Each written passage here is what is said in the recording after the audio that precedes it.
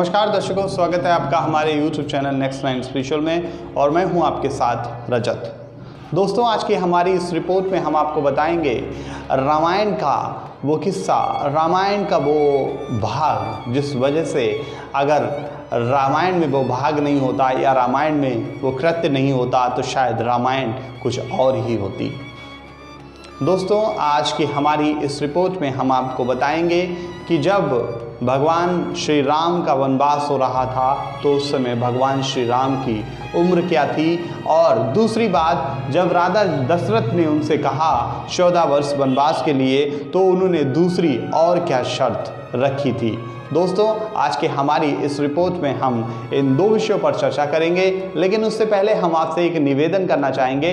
दोस्तों, अगर आप हमारे चैनल के लिए नए हैं तो कृपया करके आप हमारे चैनल को सब्सक्राइब जरूर कर लीजिए और जो बेल आइकन वाली घंटी है, बेल आइकन दबाकर घंटी का बटन जरूर दबाइए।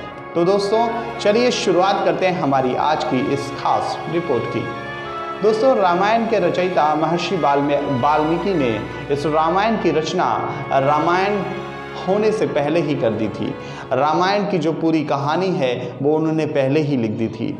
उनको पता था कि रामायण में श्री राम भगवान विष्णु के अवतार होंगे और मर्यादा पुरुषोत्तम राम कहलाएंगे, जो रावण का वध करेंगे लंका जाकर, और सीता माता का हरण भी होगा। दोस्तों, रामायण में कुछ ऐसी अनसुलझी बातें हैं, कुछ ऐसे अनसुलझे रहस्य हैं जिन रहस्यों से आज तक कोई पर्दा नहीं उठा पाया। लेकिन आज की हमारी इस रिपोर्ट में हम ज़रूर उन तमाम चीज़ों पर एक छोटी सी नज़र डालना चाहेंगे। दोस्तों, आपको पता है क्या, जब भगवान श्री राम 14 वर्ष के वनवास के लिए जा रहे थे उस समय भगवान श्री राम कितने वर्ष के थे? उस समय भगवान श्री राम की जो उम्र थी वो 27 वर्ष की थी।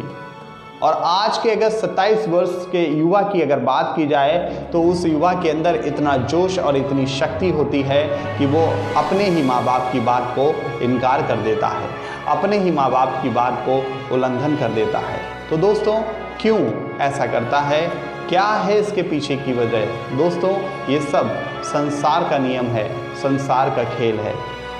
दोस्तों, उस समय जो संतान होती थी वो अपने माता पिता की आज्ञाकारी होती थी, लेकिन आज की जनरेशन जो है वो ओबीडियंस को भूल गई है, ओबे करना भूल गई है। क्योंकि आज की जनरेशन में जो दुनिया भर की जो चीज़ें आ गई हैं, दुनिया भर की तमाम चीज़ों से उसे फुर्सत ही नहीं मिल रही जो अपने माँ बाप को समझे या अपने माँ बाप की इज्जत करे। दोस्तों, कई लोग तो ऐसे होते हैं जो माँ बाप की बिल्कुल इज्जत नहीं करते, लेकिन मैं आपको बता दूं कि माँ बाप हमारे लिए इस दुनिया में किसी भगवान से कम नहीं होते हैं। माँ हमें 9 महीने तक अपने गर्भ में रखती है और उस पीड़ा को आप कभी भी सहन करके देखिए, कितना दर्द होता है, इस चीज़ को आप अपने दिल में उतार कर देखिए। यकीन मानिए, माँ से प्यार उसी दिन से उमड़ पड़ेगा। और दोस्तों, बाप वो होता है, कहा जाता है कि बाप को छत के रूप में देखा जाता है और बाप हमारी छत होता है। और अगर बाप ना हो, किसी बच्चे का अगर बाप ना हो तो वो उल्टी परिस्थितियों में, या यूं कहें कि जब परिस्थितियां खराब होती हैं तब हमारा पिता, हमारा बाप हमारे काम आता है। तो दोस्तों, बाप और माँ दोनों की अहमियत हमारे जीवन में बहुत महत्व रखती है। तो हम बात कर रहे थे रामायण की। रामायण में जब कैकेयी के कहने से रामायण में जब कैकेयी के कहने से श्री राम को 14 वर्ष का वनवास दे दिया गया तो राम ने उस वनवास को हंसते हुए एक्सेप्ट कर लिया और स्वयं उनके जो अनुज थे, मतलब लक्ष्मण जी और माता सीता, वो भी उनके साथ चल दी 14 वर्ष का वनवास काटने के लिए। और वो उस वन में पहुंचते हैं जिस वन में वो अपने 10 साल व्यतीत करते हैं। इस वन का नाम था दंडकारण्य वन। दोस्तों, वन जाने से पहले 14 वर्ष का वनवास काटने से पहले राजा दशरथ ने उनसे एक शर्त भी रखी थी। ये शर्त हम अपने वीडियो के लास्ट में ज़रूर आपको बताएंगे, लेकिन हम आपको एक कहानी बता दें उससे पहले कि आप इस कहानी को समझ सकें। दोस्तों, जब श्री राम का वनवास हो गया तो वो अपने घर से अयोध्या से निकल पड़े। अयोध्या तो दोस्तों, जब श्री राम दंडकारण्य वन में पहुंचते हैं तो दंडकारण्य वन में वो देखते हैं कि एक ऋषि होते हैं, तो ऋषि को मतलब कई ऋषियों की हड्डियां उन्हें मिलती हैं, क्योंकि वहाँ पर ऋषि होते हैं तो ऋषियों की हड्डियाँ मिलती हैं, तो वो सोच में पड़ जाते हैं कि ऐसा कौन करता है। तो फिर वो बताते हैं वहाँ पे जो महर्षि होते हैं, उसके बाद वो ये डिसाइड कर लेते हैं कि वो राक्षसों का सफाया कर देंगे। तो फिर वो वहाँ पर राक्षसों का सफाया कर देते हैं और वहीं पर अपनी एक कुटिया बना देते हैं और रहने लगते हैं। दोस्तों, इस वन में वो 10 साल अपने व्यतीत करते हैं, 10 साल इस वन में ही रहते हैं। और जब माता सीता का हरण होता है तो दोस्तों उससे पहले ही उन्हें ये वो माता सीता से कह देते हैं कि अब हम एक कह सकते हैं मिशन पर निकलेंगे और आप जो हैं वो अग्नि में समा जाएं। आप अग्नि में मतलब अपना अग्नि में आप समा जाओ और आपकी रक्षा स्वयं अग्नि देवता करेंगे। तो वो अग्नि में समा जाती हैं, लेकिन ब्रह्मा जी उनका एक प्रतिबिंब बना देते हैं, तो वही उनके साथ रहता है।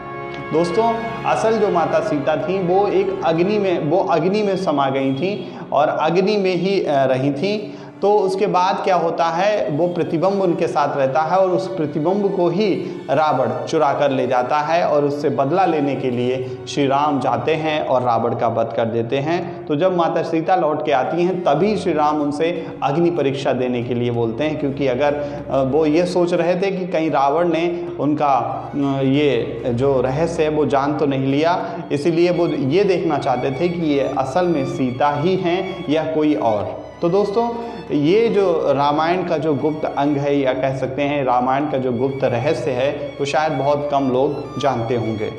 और एक बात और थी इसमें, जो माता सीता थी वो रावण की पुत्री। कैसे थी ये रावण की पुत्री? दोस्तों, एक बार रावण अपने राज्य में कर लगाया करता था और ये जो कर होता था, अगर कोई ऋषि ये कर नहीं दे पाता था तो वो उसका रक्त ले लेता था। तो कई ऋषियों ने अपना रक्त घड़े में भर के दे दिया और रावण को श्राप दिया कि यही रक्त तेरी मौत का कारण बनेगा। तो रावण भी बहुत बुद्धिमानी था, विद्वान था, उसने अपना भी रक्त उस घड़े में डाल दिया और अपने जो दुश्मन राजा था, राजा जनक, उनके राज्य में उसको गड़वा दिया। और राजा जनक के उस समय उनके राज्य में सूखा पड़ गया। तो वहाँ पे ऋषियों ने कहा कि आप हल चलाइए। तो उन्होंने जैसे ही हल चलाया, खेत में वो गए तो वो घड़े में हल टकराया और उसमें से एक हंसती खेलती हुई सुंदर सी कन्या मिली और इस कन्या का नाम उन्होंने सीता रखा। इसीलिए सीता को कहा जाता है कि ये पृथ्वी से निकली थी, पृथ्वी की देवी भी उनको माना गया है। आज ये जो क्षेत्र है वो बिहार में स्थित है। बिहार का सीतामढ़ी आज जो बिहार का सीतामढ़ी है, उस समय वहीं पर माता सीता का जन्म हुआ था। राजा जनक की ये पुत्री कहलाई। तो इस प्रकार ये रावण की पुत्री थी और माता सीता ने एक तिनके से ही रावण से अपना बचाव किया था, रावण से अपने सम्मान को बचाए रखा था। तो दोस्तों, ये थी रामायण से जुड़ी एक छोटी सी जानकारी। अगर आपको हमारी ये जानकारी पसंद आई हो तो कृपया करके आप हमारी इस वीडियो को ज़्यादा से ज़्यादा लोगों तक शेयर कीजिए और आप हमारे चैनल के लिए नए हैं तो कृपया करके आप हमारे चैनल को सब्सक्राइब जरूर कर लीजिए। नेक्स्ट 9 स्पेशल से मैं रजत आपसे विदा लेता हूँ। मुलाकात होगी आपसे अगले कार्यक्रम में। तब तक के लिए नमस्कार, धन्यवाद।